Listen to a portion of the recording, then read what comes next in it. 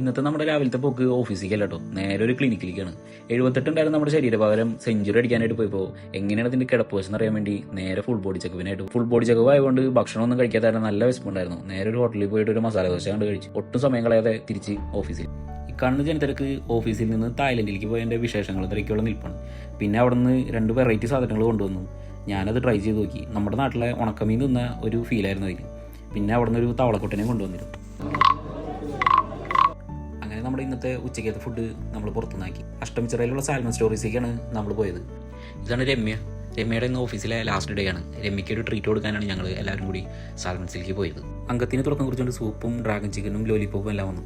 അതൊന്ന് സൈഡാക്കുമ്പോഴേക്കും ബാക്കി നമ്മൾ പറഞ്ഞ എല്ലാ സാധനങ്ങളും നമ്മുടെ ടേബിളിലേക്ക് അവർ ഓരോന്നേ വെച്ച് തുടങ്ങി. അങ്ങനെ നമ്മുടെ ഫുഡ് അടിയെല്ലാം കഴിഞ്ഞ് എല്ലാവരും ഓരോ ജ്യൂസും പറഞ്ഞിരിക്കുമ്പോൾ നമ്മൾ പറയാത്തൊരു അതിഥി നമ്മുടെ ടേബിളിലെത്തി. ആ അതിഥിയെ ഭദ്രമായിട്ട് നമ്മൾ നേരെ നമ്മുടെ ബീനേച്ചിറയിലേക്കാണ് കൈമാറി. അപ്പോൾ ഓക്കെ, ബൈ.